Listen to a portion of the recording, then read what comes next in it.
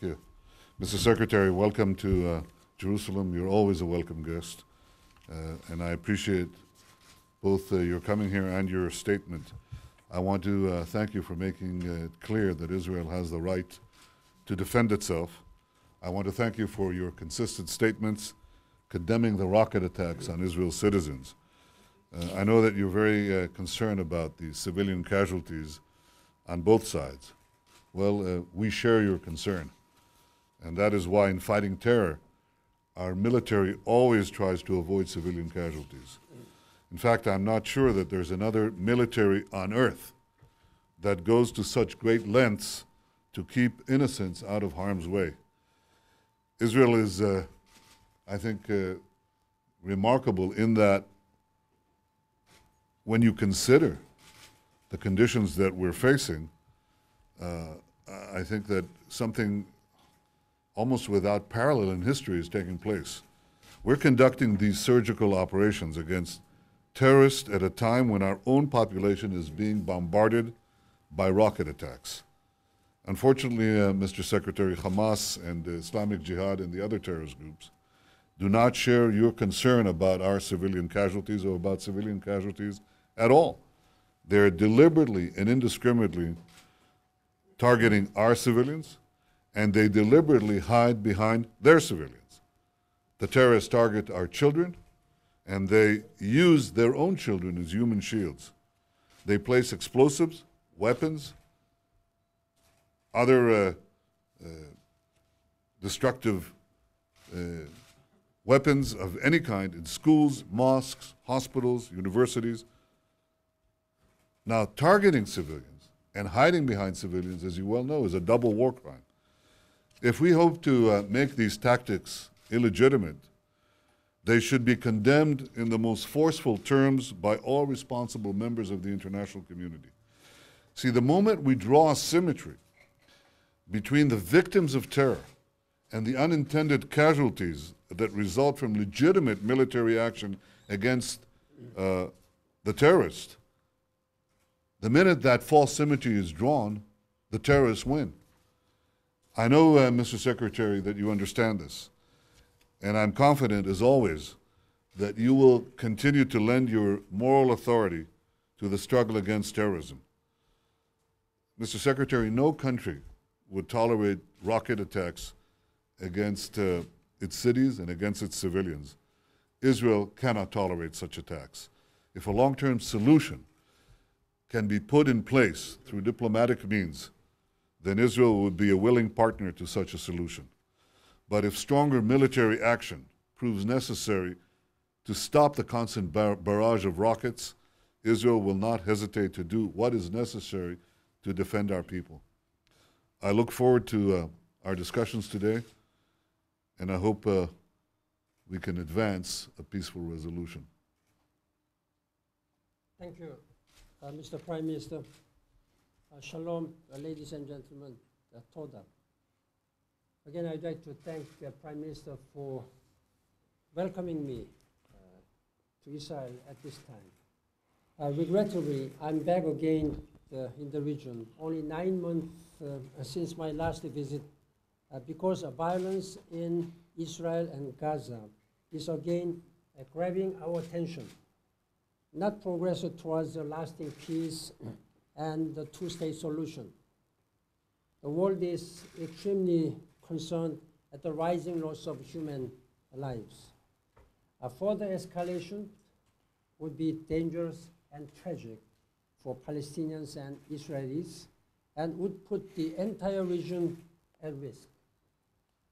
I'm here to appeal to all to halt fire and restore calm. Rockets have hit areas just outside of Tel Aviv and Jerusalem, as well as Israeli towns near Gaza, killing and injuring civilians. I myself visited Sderot and these cities and met many people, and I was able to witness myself how these people were living in the fear and terror. This is unacceptable, irresponsible, and reckless. I strongly condemn these actions. Rocket attacks by Palestinian militants targeting Israel must cease immediately. I know how difficult the situation is here, but Israel must exercise maximum restraint. I strongly caution against a ground operation, which will only result in further tragedy. I have also stressed that while Israeli rockets may be aimed at military targets inside Gaza, they kill and injure civilians and damage civilian infrastructures. The loss of civilian lives is unacceptable under any circumstances. The excessive use of force is unlawful and must be rejected. And I take note of your statement that this military operations was aimed at against only military facilities. But still, in the course of military operations, the civilians are apt to be victimized, as we have seen. My paramount immediate concern is for the safety and well-being of all civilians in Israel and in Gaza. Innocent people, including children, are being killed and injured on both sides. I appeal to all those commanding, bearing, and operating arms, weapons, to respect international humanitarian law to ensure the protection of civilians at all times. I was here under similar circumstances in early 2009. It is extremely painful for me to be back for the same reason. This new cycle of bloodshed will make neither Israelis nor Palestinians more secure, nor will bloodshed open the door to negotiations that could achieve the two-state solutions necessary to end such violence permanently. Further escalation benefits no one. I and all my staff, including Special Coordinator Robert Seri, will spare no effort to put an end to violence and provide humanitarian assistance to those in need. Over the past week, Mr. Prime Minister, I have spoken with many international leaders and regional leaders by telephone and in person.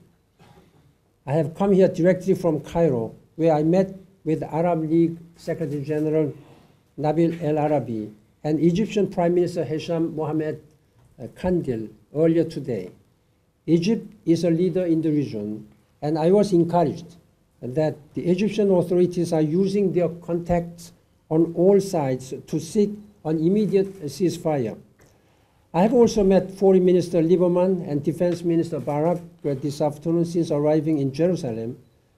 I will be meeting President Peres after our meeting with you this evening, and Palestinian President Abbas tomorrow morning.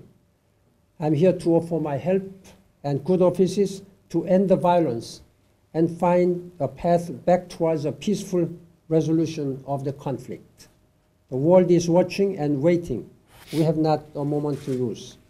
Again, I thank Mr. Prime Minister. I count on your strong leadership in working together with the United Nations for peace and stability and human rights in this region. And thank you. Thank you. Thank you.